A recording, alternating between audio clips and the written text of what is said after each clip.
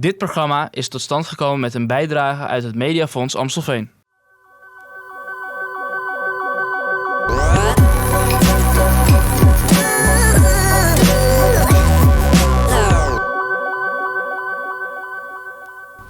Welcome to another episode of Amstelveen for Everybody. It's an English-speaking show for everybody here in Amstelveen. In today's episode, we'll be discussing religion and the associated holidays, or festivities as you can call it. So as per the statistics from CBS, in 2020, the involvement and the religious involvement has declined.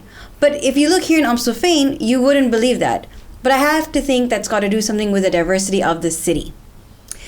Sinterklaas is one of those festivities that's widely enjoyed by all, and the decorations for Christmas already come up in November. So clearly, the holidays bring people together. It doesn't matter what religion you're from, it doesn't matter what cultural background, there's always enough to bring you together. So the question is there enough space for you to express your own religious beliefs? On table with me tonight, I have two guests, one of which is Elena Nabatova from Participate on Amstelveen. Elena will be talking about what the organization does. It is a non-profit, non-governmental organization as well. Then we have a local international Amstelveener. Welcome, Zara Tans, who's immigrated here from the United States, but you have a Jewish background? Yeah, so she's going to be telling us more about her experience around the holidays and, what it's like living here in Amstelveen and what the Jewish community is here and how it's different. And hopefully you're going to be giving us a little bit more insights about Hanukkah itself. Welcome to the both of you. Thank you so much for being here. I have to ask you, because we're talking about the holidays, we're talking about religions, what is your favorite holiday? Elena, let's start with you. My favorite, 31st of December. Okay. It's the family, it's the food, it's the presents, it's love, it's looking at the past, looking forward. So for me, that will be the 31st. That's fabulous. And yourself? So my favorite holiday is Hanukkah. I love the lights and the family togetherness, and I have really fond memories of my father playing piano, and we would sing songs and the kinds of songs I learned as a child, and then just that are in the fiber of my being, and great food, and it's a very casual holiday that it doesn't involve a lot of there's no sitting in synagogue, and it's just only the fun stuff, and it just makes it very easy to do, and it's really nice. Absolutely. And do you also celebrate Sinterklaas now that you're here? I don't celebrate Sinterklaas, okay. But my kids go to international school, and Sinterklaas came to visit them today, and I saw pictures, and it's fun to participate culturally, but it wouldn't be something I would celebrate. So, Sinterklaas is one of those things that we think, okay, you have Santa Claus and then you have Sinterklaas, and when those two come on scene, all right, it's festivities time, so It's great. In today's day and age, we talk about inflation, we talk about, the rising costs and how it might be difficult for people to put, let's say funds together to spoil their kids and, pay for the groceries, and you don't want to let the kids down either, and you still want to have festivities. Elena, I know that your organization has done some wonderful things around this. Can you maybe tell us a few things? I would love to. I work for Particip Amsteland, and I think the purpose of our organization is to make a difference in somebody else's life. And it doesn't matter old, young, if you come from States or you come from Iran, it really doesn't matter. And if you're sick or if you're healthy, we all have some stages in life when it's like getting divorced or losing your job or losing your health, when you really need some support and help. And my colleagues are helping. And then we also have community centers. We have a lot of volunteers that help us to run those places, to take care of the coffee, to take care of the sweets, to take care of the nice smell in the kitchen, and to create a very friendly atmosphere inside. And we try to connect people, different people, all together, just to make the neighborhood, to make their streets, to make their life, to make their day a bit better than yesterday. One of our initiatives of the last weeks was collecting toys for the families that cannot afford it. And I think it's amazing. People bring a lot, and and we wash it, we take care of it, and then the families will come and they can choose whatever they like, whatever fits their kid, and they can wrap it as a present, and they come with a present home. And I love it. This really a beautiful and wonderful initiative. We even had like a reporter go to take a look and report on it. So let's see what they had to say. Bergen speelgoed. En hoe komt dat hier? Omdat mensen hebben geen geld en wij verkopen speelgoed. Gratis. Ik zag in Uithoorn dat een organisatie genaamd Plan A, die zich inzet voor minder bedeelde wijkbewoners, dat zij ook een speelgoedinzamelingsactie organiseerde. Dus ik heb dat voorgesteld aan mijn collega wijkcoaches van Participe Amsteland. We waren eigenlijk allemaal enthousiast, dus we zijn een goed voorbeeld doet volgen. Collecting toys and distributing them to those who can use them well, but can't afford them in these days. The call is hardly heard in Amstelveen. Many Amstelveeners have already donated toys, including Mother Tessa, who likes to help. Ieder kind binnen een gezin heeft vaak toch wel een beetje een overschot aan speelgoed. Dus als je daar andere gezinnen mee kunt helpen, dan is dat super fijn. Het is gloednieuw, Hot Wheels, Lego, schone nieuwe knuffels, nieuwe bordspelen, puzzels. Alles is gecheckt, dus ik ben echt onder de indruk van wat mensen allemaal komen doneren. Oh ja, heel veel speelgoed heb ik weggegeven. 99 speelgoed. Skibril en puzzel van 100 stukjes. The action is there for a reason. Whether you are a newcomer, refugee or Amstelveener, District Coach Stef sees that it's very necessary to help each other. Ik merk heel erg om me heen dat toch mensen 3 keer nadenken voordat ze geld uitgeven. Als je dan kan besparen op cadeautjes, dan kan het misschien naar het kerstdiner of naar de energierekening. Ik ga het niet moeilijk doen en bij de deur staan. Iedereen die, ik ga een beetje uit van de kerstgedachten. Mensen die het nodig hebben, die zijn welkom. Ik zie om me heen vaker dit soort initiatieven ontstaan.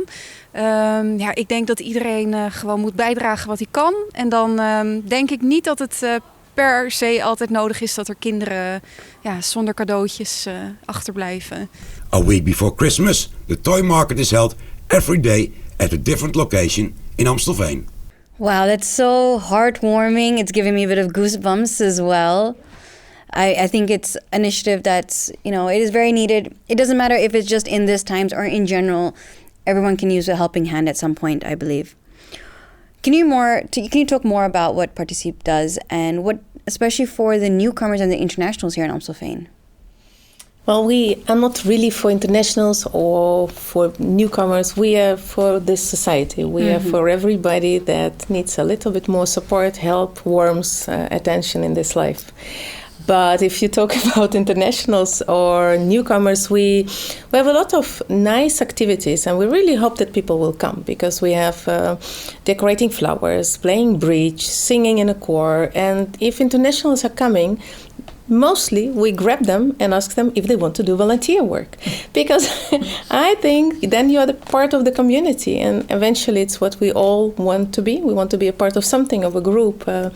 Work on a daily basis with sport, with art, but with with the international community, because there are a lot of clubs for the Japanese, for the Indians, Chinese. I have a colleague, Caron, and she has a lot of links with this kind of communities, and we celebrate a lot of international holidays, not only Diwali, but a lot. We celebrate with all kind of people that want to participate. Also Dutch. It's also nice to have some Dutch friends. It's also nice to have some Dutch people. They say, "Hi, Sarah. I really need to tell you that you are the best antidepressiva." To the Ukrainian people, I had to tell it to you. They call you antidepressiva. What does this mean? It's this medicine not to get depressed. Antidepressant. They call you antidepressant. Oh my goodness. Yes, so I'm so happy. Oh my goodness. I'm really happy to have That's you a really in our nice life. bridge, because Sarah's in a very good example of how she's getting involved in the community and helping out as well. So maybe it's good to say that from March we are really involved in activities for Ukrainian people, just to make their life a little bit lighter and a little bit easier. And I'm really happy with people like you that come from the first day and just do and be there. Thank you. From all of them, 800 in Amstelveen. Thank you. Thank you. Can you tell us more about what you do? Of course. Sure. Yeah. I teach dance classes, dance fitness classes, and like Zumba classes, and I was staying at the Adagio Hotel while my house was being remodeled, and I just moved in right when the Ukraine, our guests, we were calling them guests, the Ukraine guests were just coming. The lobby was filled. I saw you in the lobby. It was a whole community. I mean, it was like a whole processing center. And I immediately thought, wouldn't they love to take a dance class? That's always where my head goes. Wouldn't everybody love to lighten the moment with a dance class? And I wanted from that moment to be able to do it, and it took us some time to be able to find the time with the schedule and make it all the connections happen. And then we have done that, and now I'm teaching a class in the in Allen State on Wednesday evenings. Exciting. To the Ukraine community, and then you were kind enough also to invite me to open it up to the general community, because also, like you're saying about knowing Dutch people, I guess Ukraine people don't want to only hang out with each other. They would like to feel like they belong, and they would need to expand beyond their bubble a bit. So I'm happy to make that connection, and I can bring people I know to the class, and then they can meet and they can talk, and just everybody has a bit of a moment in the class, and people are always coming and going, always new people. Really nice. More internationals, more Ukraine people. It's really nice. So, I mean, of course, we're just talking about connecting people, and this is a really nice example of how you bring people together. But now a little bit more critical on you, and sorry for this, but we had two guests, actually, on the show last time who work in the municipality of Amstelveen that help for the access desk, and they didn't know anything about community centers. And, for instance, this lovely initiative that you've done, if I talk within the international community, no, they don't get that information that's needed. You might have representative over there, but do you think there's a strong enough connection? No, it can be stronger, definitely. And I think this initiative of the City Hall, Amstelveen Connect, that's a very, very strong thing to bring us together, to bring both worlds together, because those are different worlds. But do you need the City Hall to bring it together? Yes, I think so, because many people don't really know about community centers, and they don't look that inviting that you really want to get there and have a cup of coffee. They just don't look like that. Yeah. You really want to get there if you want to do something meaningful. And you don't ask this question at City Hall. Yeah. So, and if you want to have a cup of coffee, you go to Stadshart and not to our community centers. Right. We want them to, but we're not attractive enough. So it's really for activity. Yeah, or do some volunteer work. No, I mean, absolutely, I can speak from my experience. We really try and also push people to go there, and I think this is maybe a good step on a show. We're talking about it, you're working together with municipality. I think we all will do our part as well to encourage people to go. So outside, it's full of Christmas lights and Christmas decorations. It's got Christmas trees, the stockings are full, you get all the presents and the sales that are going on, and you just see it throughout the city. But one of the other bigger celebrations is the Jewish holiday, Hanukkah. And, well, you don't really see that so widely, I would say, in Amstelveen. What you used to have was the lights, so the candle. What is it that you call it? It's called a menorah or a Chanukiah. Okay. What is it like celebrating Hanukkah here in Amstelveen? Actually, you know what? Stop there. Yes? Let's first ask you, what is Hanukkah? Explain that to us. Okay. Hanukkah is a holiday that commemorates a miracle that happened, and there was the destruction of the Jewish temple, and when they were cleaning up the destruction of the temple, they wanted to be able to light their commemorative flames again, and what should have been enough oil to only last for one night ended up lasting for 8 nights. So it's a holiday that we are celebrating that something bigger came out of something small, and something lasted that should have been something that was short. Yeah. And how is it that you celebrate it at home, like in family? Let's not the synagogue, but just at home.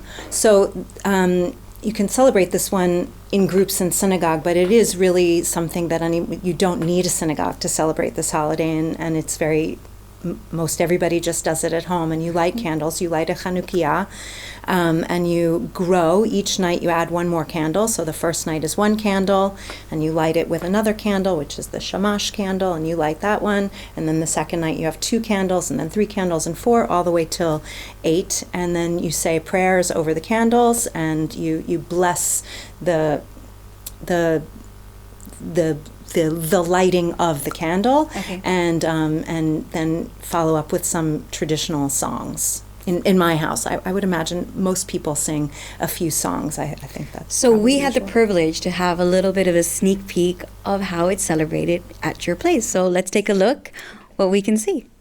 When a public holiday arrives in the Netherlands, this can be seen. Lighting, decoration and colors quickly reveal that it's Easter, Sinterklaas or Christmas. When it's Eid or Hanukkah, this is not so easy to see outside. Sarah from America tells how she decorates the inside of her own house for a Jewish holiday. Hanukkah is a celebration of light. It's a festival of lights. So this idea, this spiritual concept of just even one tiny little bit of light in the darkness can really help to spread good vibes and positive energy and all of the love and light that we want to have in our lives. This is what we use to celebrate the holiday of Hanukkah. We start with one candle, and each night we add a second candle, and then a third candle, and a fourth, until all the way on the last night we have 8 candles all together lit. And I have a nice story that I would like to share about this Hanukkah that is really special that my family and I made together on our first family trip to Israel. And we did an archaeological dig.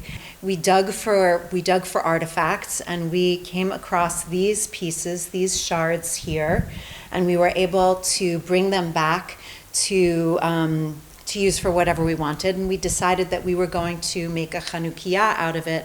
And now we have these historic pieces from the time of the Hasmoneans used in this very simple menorah. So here you're seeing, this is what the Chanukiah looks like with the candles. I believe this is on the last night of the holiday.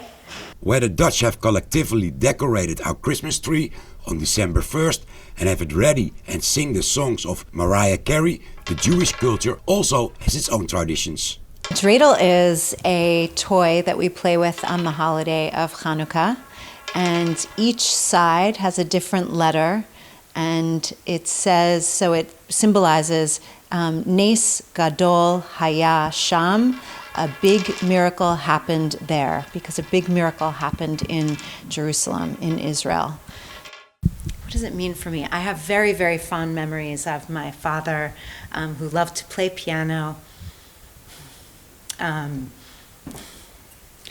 Playing piano, playing lots of childhood songs, and just boisterous, loud, family, wholesome fun at the piano, and singing these songs that are of my childhood. And I have such movie memories of the whole thing, and then also my kids sitting there and having this time when we would sing. It was a lot of laughter and song and playing on the floor and the lights. Just that moment of everybody coming together has always been very special.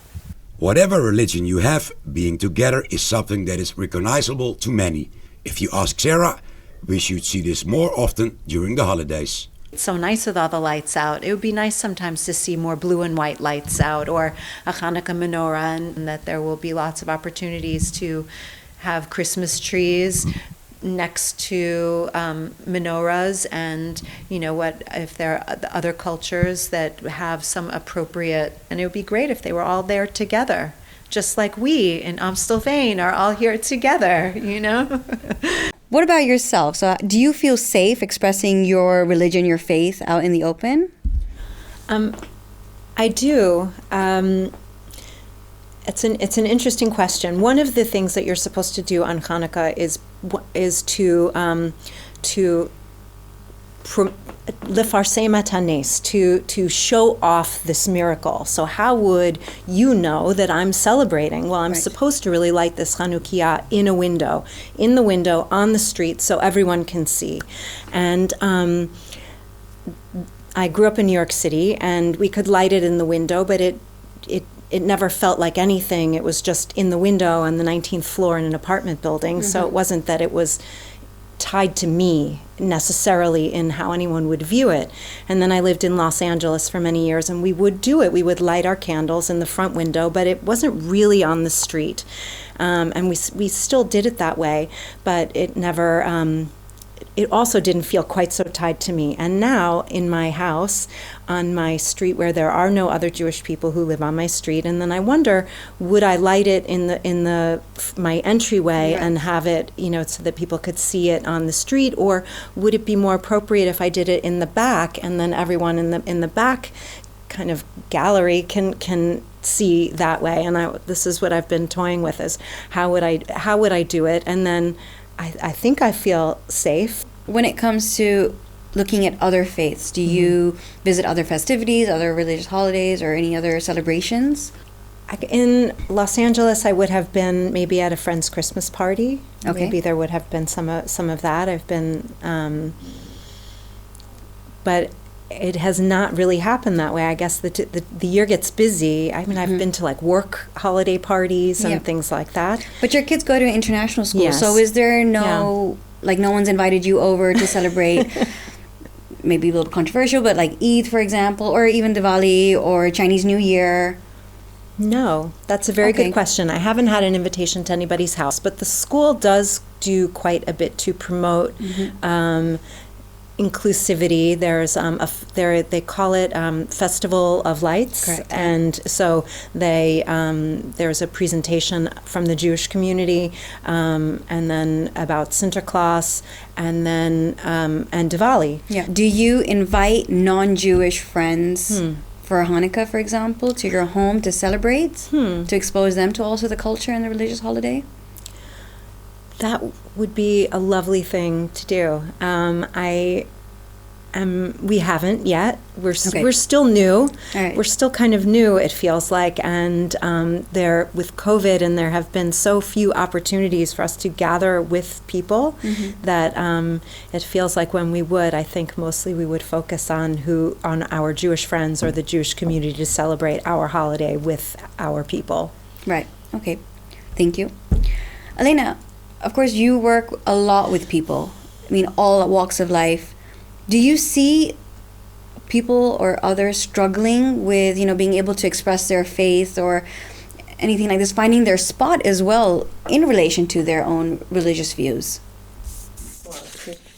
For me, it's a difficult question because we mostly don't talk about religion. It's not our purpose. We had some churches that rented place in our community center and had their services. We had Jewish community that rent.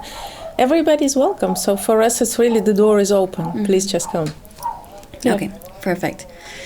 Okay, so on to something totally different. Do you guys like something called oliebollen? I mean, Elena, I think you definitely know it. Look at me. I love oliebollen.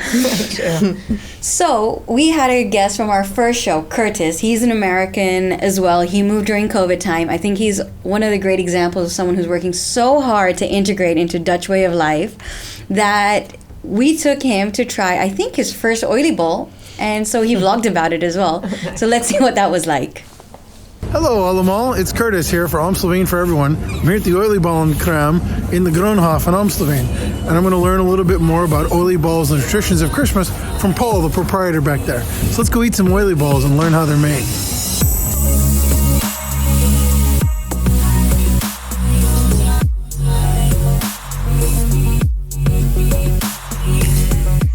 Paul, how long have you guys been making olieballs? Here for about 30 years now. Wow, is it a family-run business? Yeah. I do it together with my wife, and also on the last week, my daughter is here. Where does the tradition of olieballs come from?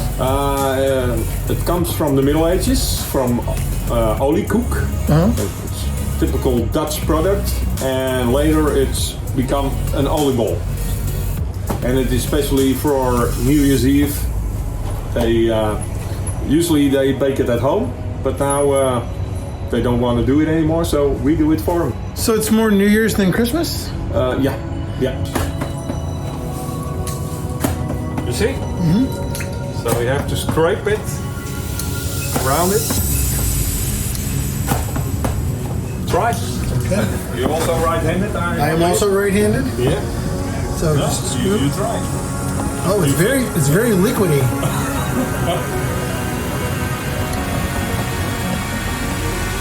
Okay. Hey, I got one. And now you have to make a couple of houses. And also you see, now they get air in the oliebol. So they puff. Yeah, because this is 150, 160 degrees, and then we bake them around 180, 190, and then they get the color. Oh, so they go twice. Yeah, because we want air in the oliebol, so it's very light. And what sort of flavors do you have here in the shop? Normally the most sellable flavors are the oliebol with raisins, and for the kids we have the plain ones, and also with we got with custard, we got with banana, we got with apple. So whatever you want, we can make it. So how do you say the popular one with the raisins in Dutch? Dus krentenbol. Krentenbol. Ja, of een oliebol met krenten en rozijn. Oh, heel lekker. Zeker weten. Still lekker. Ugly, but lekker. What a wonderful example of Curtis's experience of oliebollen. Ladies, we're coming to the end of the show and towards the end of the year as well. Do you have any resolutions for 2023? You first. I'll go first.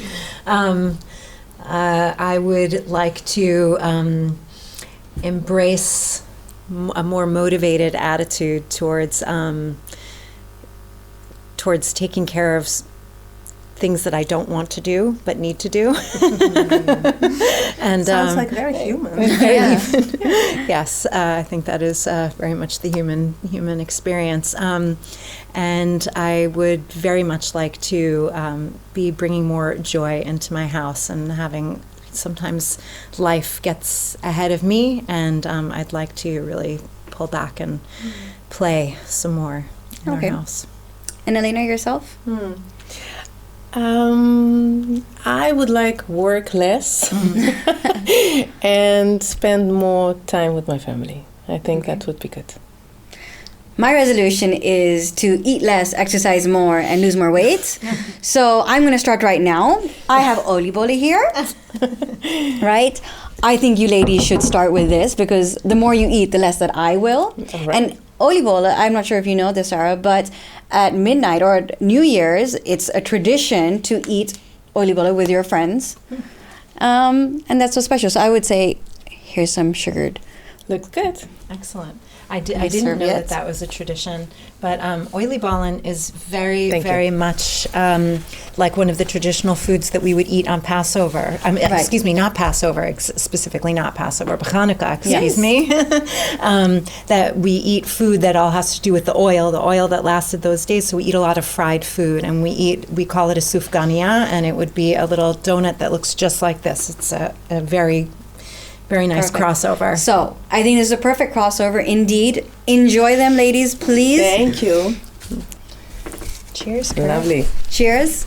So I think I already gave a hint for our next episode. It's going to be all about health and feeling well, but also about healthcare itself. Please tune in for our next episode. I hope you guys as well. But in the meantime, we're wishing all of you a wonderful holidays, Christmas and New Year's, and a very healthy 2023. And we'll see you next year.